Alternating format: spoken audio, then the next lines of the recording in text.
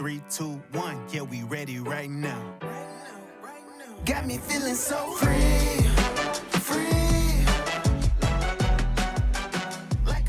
Welcome back to the Side Quest Hustle podcast, where we dive into your favorite anime, manga, TV, video games, and more. I'm your host, Shad, and this week we're going to have another Q&A episode. Be sure to follow us on all social medias at the Side Quest Hustle and all streaming platforms at the Side Quest Hustle. We're also on YouTube, and Spotify as a video podcast if you want to consume the podcast in video format. Follow us on Instagram, where I post reels and just different updates about the show and about life. And if you really want to lock in with us, join our Discord community. The link will be below. We chat, we have daily questions. I ask questions that I'll cover in the episode, like today's episode. One of my favorite anime and manhwa, Tower of God, the second season of its anime premiered on July 7th, and it's been 4 years since the first season, and there's a lot of questions. I've seen different people talk about different things. There's a lot of changes this season, from the cast to the animation, and people seem to have questions. So I asked the question on Threads and Discord, Instagram, to see if I could answer some. I'll try to avoid spoilers as much as possible. There may be some light spoilers for some things, but a lot of the questions that people have, I think I can go into them without being a lot of heavy spoilers. Kind of like with One Piece and how Oda does his SBSs. SIU also does interviews and make blog posts about Tower of God that answer some of these questions that may not get answered in the story. Before we dive into that, I'll talk a little bit about some news. Some news that came out today. The Halo TV show that's on Paramount Plus, they decided to cancel it and not renew it. It's not going to move forward with the season 3, so season 2 was the last season. I think a lot of people were upset with how that show went. Halo is a game that has a big fan base and a big population. I know I've played Halo since I was a kid, and I know a lot of other people have as well. And they took the show in a different direction than I think a lot of people thought they were going to take it. They didn't really hold true to the story from the game. I mean, Halo had a strong start, but then when they went left, they went left. And so I'm not surprised that it didn't get picked up for season 3, but I mean, I was kind of surprised when it got picked up for season 2. I don't know how you guys feel, but that's it. It kind of is what it is. In hip hop, one of the bigger things that's been going on is the Kendrick Lamar and Drake beef, and recently someone turned the Not Like Us diss track into a video game. So it's a viral video game that people can go play, kind of based on the Not Like Us song, and it's funny. This whole thing has been funny to me, with memes and everyone turning it into different animes and animating it and making different shorts and reels. And I think Kendrick Lamar did something really big when he took the copyright off and let creators do what they wished with it. That was something that brought a lot of people to his side with that. He did a lot of these content creators, because they were able to use his music without having to worry about copyright strikes. And if they got 10 million streams off of it, they could get paid off of that. And so it changed the lives of a lot of people. For the Black Clover fans, the Black Clover manga announced that they might switch back to a monthly or weekly schedule. I think things are still being decided.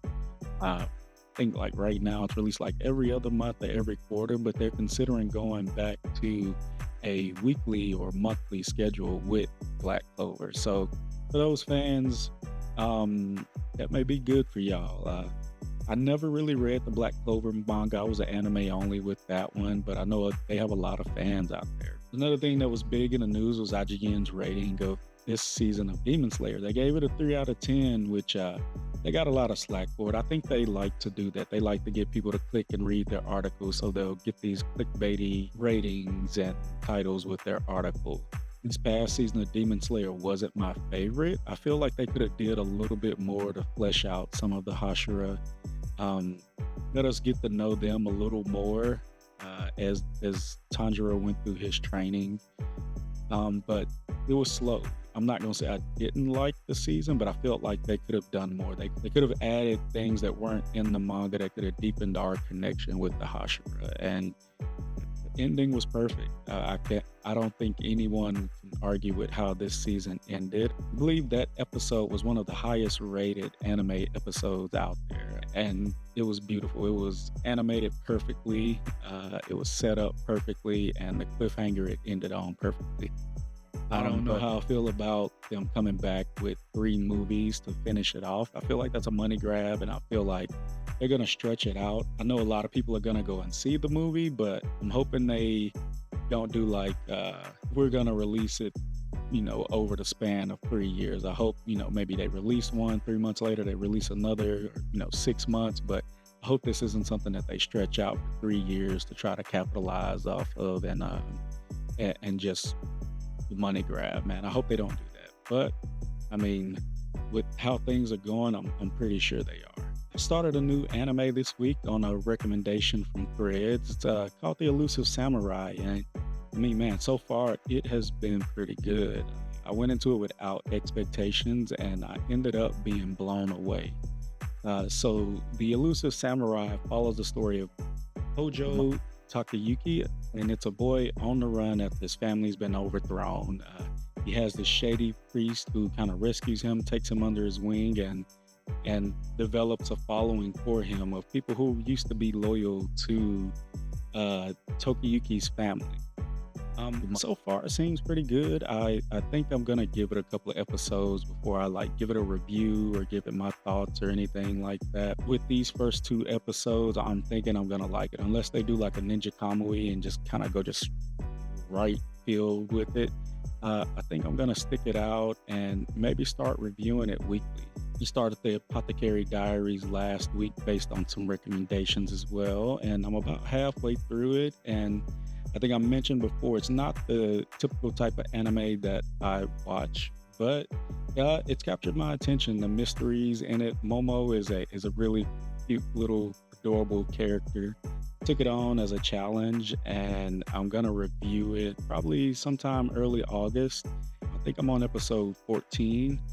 And so far, I'm loving the story. I'm loving the characters and the intricacies of it, the historical piece of it. It's been a good watch so far. If you've watched Apothecary Diaries and you maybe have some questions or want to get my take on a particular thing that happened in it, let me know. Comment below, send me a message on Instagram or Discord, and I'll answer it in the episode. That being said, I think I'll hop into the topic for today. Or before I hop into the topic, I think I'll take a look back at episode 2 of Tower of God. The second episode of Tower of God picks up where the first one leaves off, where they're all getting off of the elevator and they're waiting for the second test to start. The young girl that we're introduced to, Missing, she's the character who says she wants to climb the tower to look for her parents.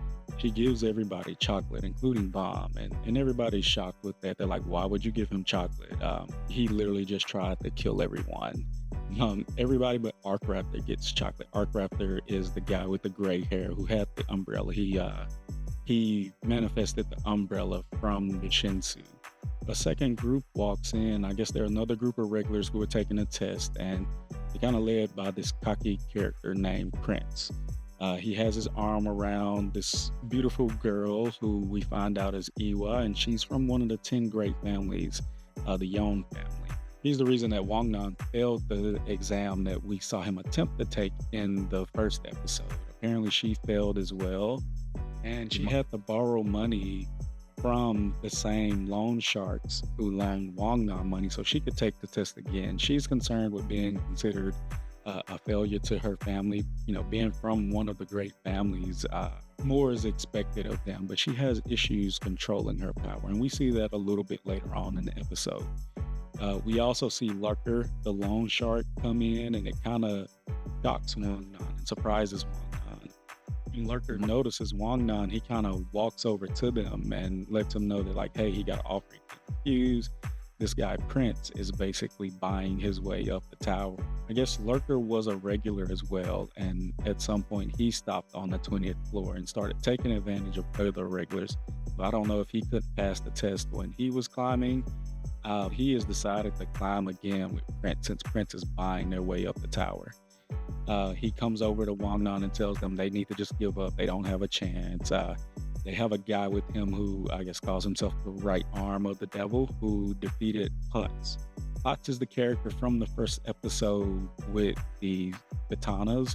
He took on Quant, or tried to hold off Quant, and he he seemed to be one of the more skilled regulars from the first season, sort of a favorite.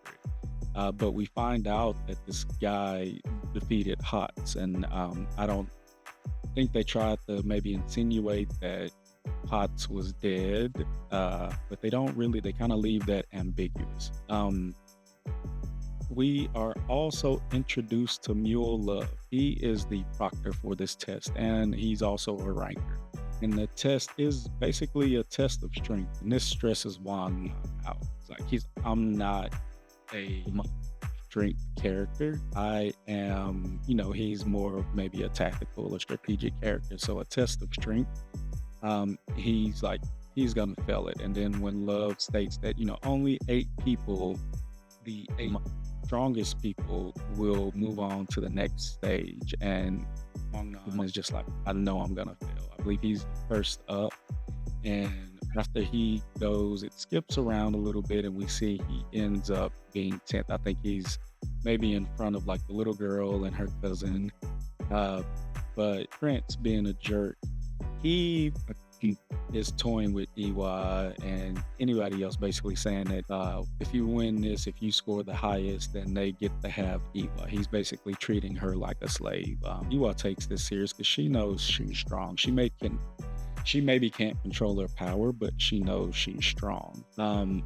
We see Horyang, which is the guy with the wing, the little Shinsu wing that can transform. He goes up and he hits it.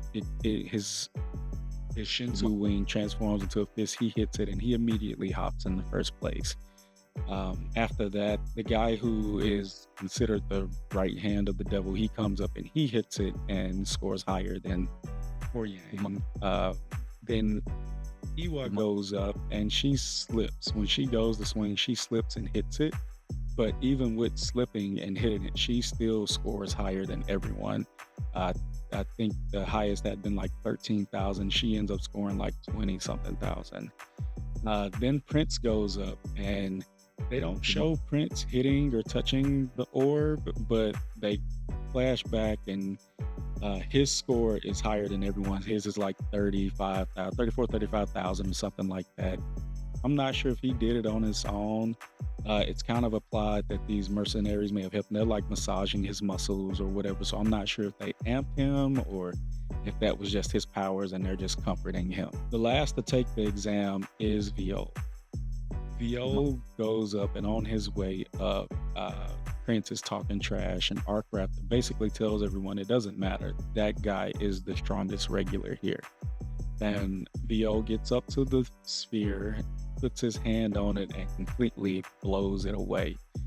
His score is in the hundreds of thousands. I think his was like 5 times higher than Prince. And everyone is shocked. And of course, Viole is first and passes the exam, but then Mule throws a curveball in there. And he says, it's not the top 8 that's gonna progress. Viole is gonna get to pick 7 other competitors to move forward with him. Viole denies this. He said, I don't need anyone else. I can climb the tower by myself. But Love is adamant, like, no, you need to pick 7 other people. And Viole again is like, no, I don't need anyone. They're just gonna hold me back. I'm strong enough to do this on my own. With that, he also reveals like he's a member of Fug. This isn't fake. He is really a member of Fug. He isn't wearing a cloud. It's not just some cool outfit he saw. He's a member of Fug. He's a Slayer candidate. His goal is to kill Jihad and the 10 Great Family, take down that structure. Oh, I almost forgot. So in between that, when it's announced that Viole is gonna has to pick 7, Wangnan, who's like, he's not gonna give up on this opportunity. He basically grovels. He gets up and is like, pick me. I'll do whatever you need me to do. I'll follow all your rules, all your orders. Pick me. and others follow suit. Poor Yang goes up and follows suit. Arc Raptor, they all kind of give their goals, saying they have someone that they need to find. Arc Raptor's trying to find his daughter. Poor Yang is trying to find a particular person in the tower. From there, Love offers a wager saying, hey, I'll have a test just for you. And if you pass this test, then I'll allow you to proceed. And of course, Bomb accepts it. It cuts away to Love going to, I guess, the lead proctor. I'm not sure if they give his name in this episode. But he goes to him and is like, there's a Fug member here, and I'm going to squash it. I'm going to kill him. And so it's implied that this next test, Viole may be in danger, that Love is a ranker and Viole is still a regular. And so Love is planning on taking him out and squashing the Fug threat here. Then it cuts to, I guess, sort of a barrack scene where everybody is in their rooms. Wang Nan is there with the delivery girl. The delivery girl basically lets Wang Nan know that, hey, you're the reason I started climbing the tower. You were my motivation. Talking to you made me want to start back climbing the tower. If you remember in the first episode, she had stopped climbing the tower and is living out as a delivery person on the 20th floor trying to pay off her debt. It cuts over to Iwa's room and Bomb walks in and she's like, why is he here? I'm a member of one of the great families, so he's an enemy. I can't climb the tower with him. It would seem like a betrayal to my family since she's a member of one of the 10 great families. But I guess she tries to be friendly with Viole, and I'm not sure if it's the long hair or what, but she assumes that Viole is a girl.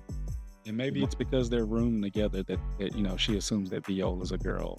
And so it cuts to a bath scene. They walk up to where the baths are, and she goes right, Viole goes left, and I guess that's when she's kind of embarrassed and realized that Viole is a boy. These scenes were a little out of order from the manhwa. They have the bath scene first, and then there's the locker room scene where Viole has found Wang Nan's ring. Wang Nan was kind of flipping out, thinking that he had lost the ring that has Jihad's symbol on it. Bomb has picked it up and takes it to Wang Nan and basically tells him, this looks precious, in a very ominous tone, and like, you may want to keep up with this. And it freaks Wang Nan out. Wang Nan thinks Viole was gonna kill him because Viole is a Slayer candidate with Fug, and his goal is to kill Jihad and the 10 great families. And Wang Nan has stated that his goal was to become the king of the tower. And so this ring that has the Jihad signal, it may play some significance in the future. I believe they were foreshadowing that. So why does Wang Nan have this ring with the Jihad symbol? I think that's something to look out for. My thoughts on the episode, it was a pretty good continuation. I like the pace that they're going, and where it seems like they're going to end off with this season is a pretty good spot to stop for Carry 1. It was said that this is going to be 24 episodes, and so I imagine that it's going to be 2 cours, and it's going to stop at a certain point and then pick back up at a certain point. And core 2 is going to cover an important part, probably one of my favorite parts of the month. This episode, it expanded on the list of characters. Maybe I'll do something covering the characters in depth, with the pronunciations of their names. I know it's a lot of characters, and so people tend to maybe not learn the names of all these characters. The significance of Fug is introduced and it's played up as a big deal. And once they show that Bomb, hey, yes, I am a member of Fug, and not only am I a member of Fug, he's a Slayer candidate. We're going to see the importance of that and what that means going forward. You see the importance of these tests and sort of the relationship that the 10 great families have with the rest of the tower. He was from the Yon family, and being from one of the 10 great families is something to be proud of. It's something that gives you status in the tower. We kind of see that with Poon in season 1 and Dorsey, who is a princess of Jihad.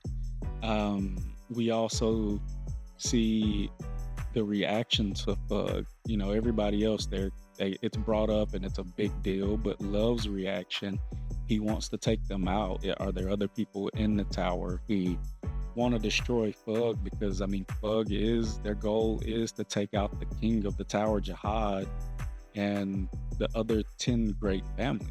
And then we see that skill isn't the only thing that can take you up the tower. Prince is buying his way up the tower. His father has bribed the administrators to basically give him a pass through the tower. And so we see these different dynamics with Missing, who is a little girl who's climbing the tower. And it seems as though she's being carried up the tower by her teammates. We have these characters like Yang and Arcrafter who they seem like they're strong. They're relying on their skills to climb the tower. And then those like Prince who are buying their way up the tower, and Lurker who are just attaching themselves to other people who are climbing the tower. It seems like this next episode we will see matchup between Viole and Love, so a regular or an irregular in this case, and a ranker. In season 1, they show a little bit of the difference between the skill level and power between a ranker and a regular, with the fight between Dorsey and Anak with Ren, and also with the tag game with Quant and the rest of the regulars, basically taking on 2 teams of regulars, and they were no match. Even as a team, they could not take out Quant. And Dorsey and Anak, who are, I guess, a princess and a half, they could not compete with Ren. They were completely outclassed, and so it'll be interesting to see if a regular on level floor 20, how they compete with a ranker. So I think that'll close out the review, and I think I'll start diving into some of the questions that I got. I asked around on Threads and Instagram and in Discord, hey, if anybody had any questions from season 1 and season 2 so far. And this was kind of geared towards the anime onlys, because in Tower of God, there's a bunch of things that aren't explained, not necessarily plot holes. It's kind of like Oda with his SBSs. He gives information out in blog posts and in interviews. It answers some of the questions. The first question that I got was, where do all of these people come from? Do we see the outside of the tower? Are they coming from outside of the tower into the tower to climb it? To answer that question, it's no, for the most part. We have irregulars like Bomb and Rachel, and a few other characters that'll get introduced who be from outside of the tower. And those people who come from outside of the tower are called irregulars. The regulars are chosen from the outer section of the tower. This is where majority of the people live. Each floor has an area the size of the Americas, and this is where the normal everyday people live. And this is where Hedon goes to select regulars to climb the tower. Not everyone wants to climb the tower, and not even everyone who is selected wants to climb the tower. And I think we see this in season 1. We have a character who she was in a situation where she was pretty much about to die, and Hedon comes to her, and her way out was climbing the tower. And so these are people who live on the outer ring of the tower and are selected to climb the tower, and they can choose not to. But climbing the tower, basically, if you complete it, it makes you rich, but it's extremely dangerous. And this kind of leads into the second question. Is there a time skip between season 1 and season 2? And the answer is yes. There's been about 6 years between season 1 and season 2. And it was stated that that's about how long it takes to climb from the first floor to the 20th floor. It takes about 5 to 6 years or so. Climbing the tower takes an extremely long time. It isn't something where, you take these tests and just over a couple of years. In most instances, climbing the tower takes hundreds of years. And I know that sounds crazy, but yeah, sometimes it takes hundreds of years to climb the tower. Viole grace wasn't something that like happened overnight or over a couple of weeks. He spent the past 6 years training. He's been training under Fug, taking up this title of Slayer candidate and climbing the tower. It's insinuated that he's been climbing it on his own, but he's been training this entire time, and it shows in this season. He's not the bomb that we saw in season one. I mean, he's not even going by the name Bomb. He's going by Juvio Grace. I imagine we'll probably see some more time skips in there. It takes a few hundred years. And so, just to give an example, Yuri, who's considered a young princess and ranker, she's over 500 years old. And I believe, and I may be wrong, but I believe it's stated somewhere that in Dorsey, the princess that we meet and the regular princess that we meet in the first season, she's a couple of hundred years old. And so we're going to meet some characters in the story who are thousands of years old. I believe when Jihad and his group that includes the 10 Great Family had climbed the tower, this was tens of thousands of years ago. The next question that I got, are all the princesses of Jihad's children? Does he have just a lot of family out there? Are the 10 Great Family members his children? No. The 10 Great Family leaders were his companions when he climbed the tower. And so how it's insinuated that you have to climb the tower as a group, this was the group or party that Jihad climbed the tower with, the 10 Great Family leaders and a few other people.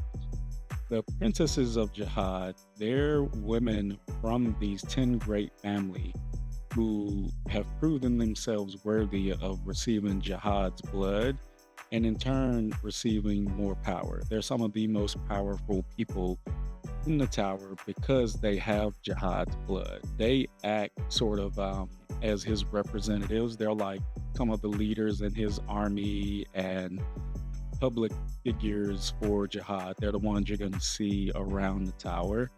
As far as we know, Jihad doesn't have any children.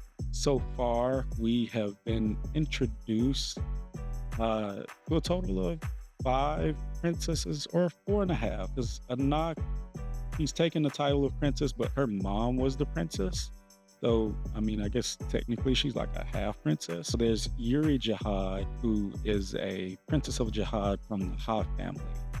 We are introduced to Endorsi, who is interesting because Endorsi doesn't, as far as we know, I don't believe she comes from one of the great families. We're introduced to, I don't know how to pronounce her name, so I'm probably going to butcher this. We're introduced to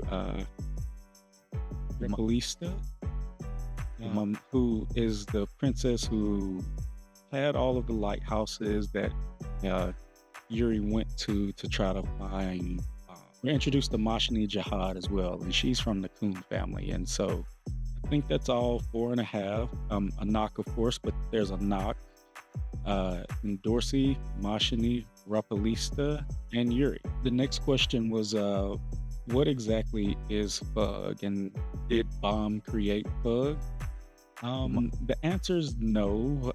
Fug has been around for a long time. They're one of the major factions in the tower.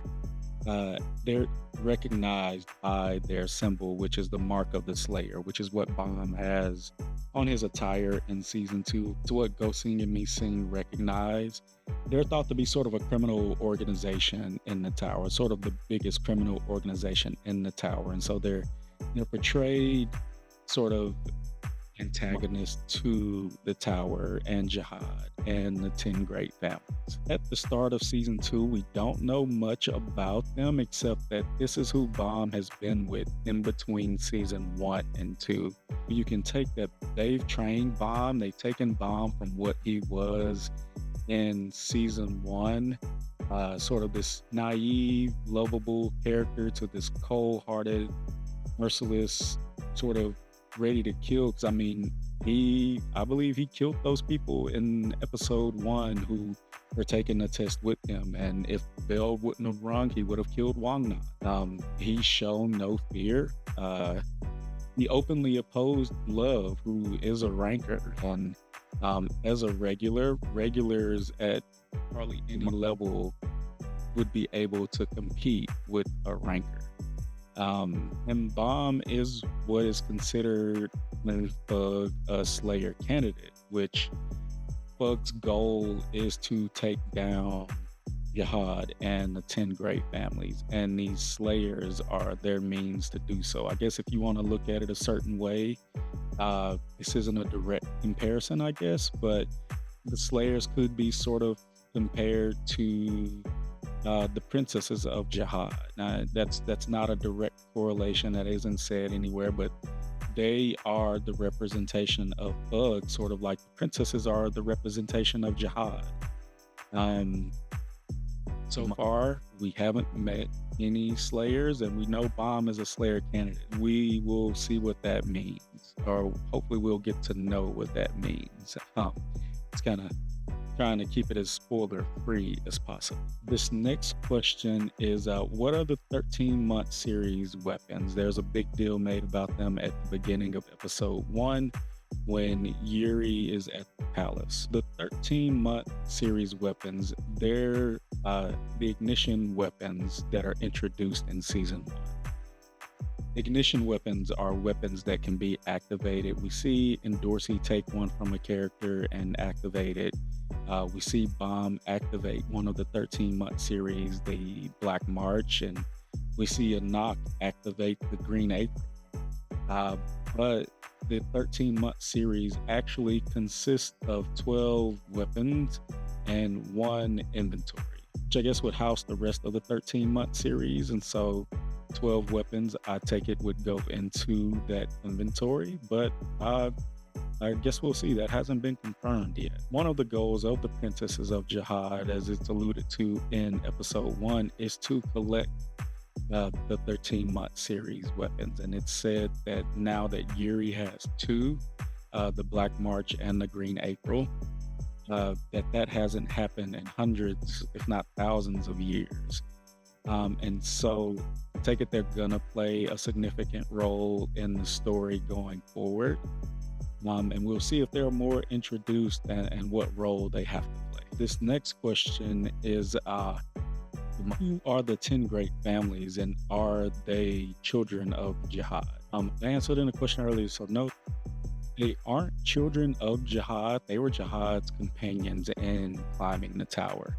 The 10 great families are, I'll list them off. They're the Ari family, the Kun family, the Ha family, the Puri family, the Eurasia family, the Pobadao family, the Yon family, the Ari family, the Lopobia family, and the Hindolak family. We met characters like Kun, who is from the Kun family, and Yuri, who's from the Ha family. Iwa, who we meet in season 2, is from the Yon family.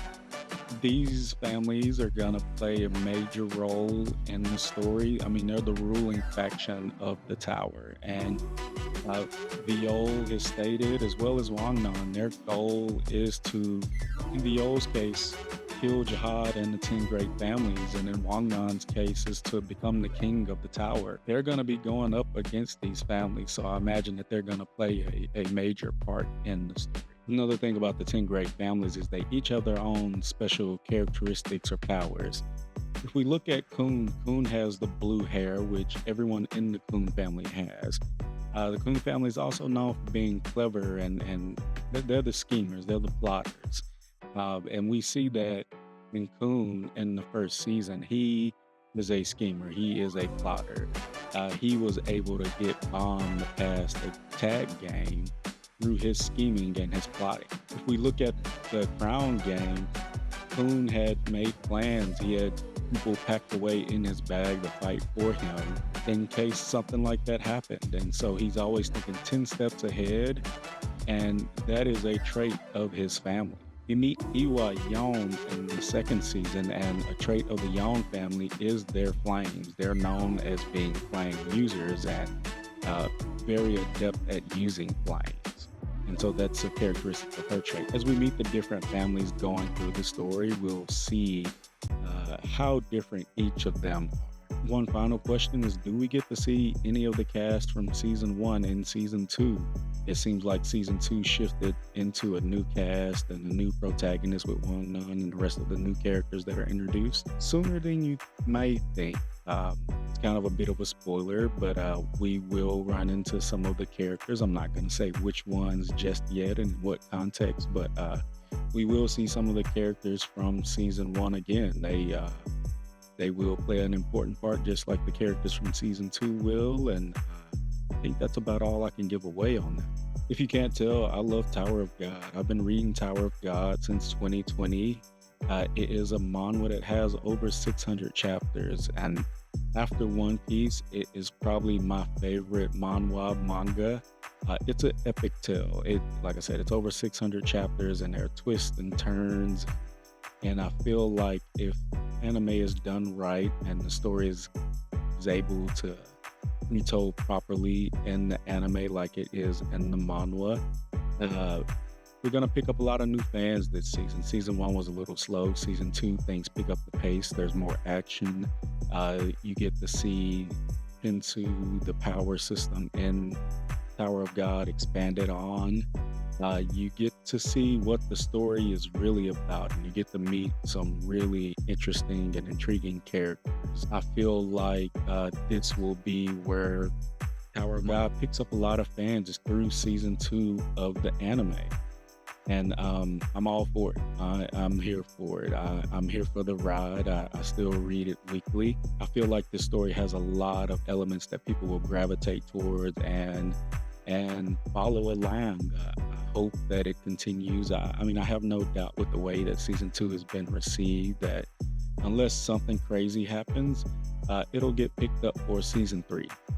Hopefully it's not another 4 years down the line, but I could see the story continuing with the action that we're going to have, the fight scenes that we're going to have. I want to thank y'all for joining me again. Those that have been listening, Spotify, Apple Music, who have been watching on YouTube or Spotify, I appreciate the support and the feedback. Again, follow me on all social medias at The Side Quest Hustle. We have a Discord channel that'll be linked in the description. Give me some feedback. I am still new to this. I'm learning as I go. If there are things you want me to change, things you think would be good to change, just give me that feedback. Drop me a message on Instagram or Discord, TikTok, wherever you follow us. Leave the comment on YouTube or Spotify. I'm glad we'll have video back this week.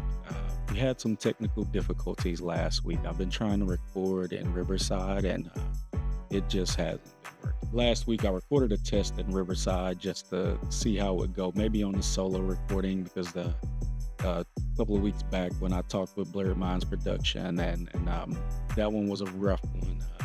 Ended up having to do some re-records on it and it just didn't work out. And so I wanted to try maybe a solo recording in Riverside, and man, it was no better.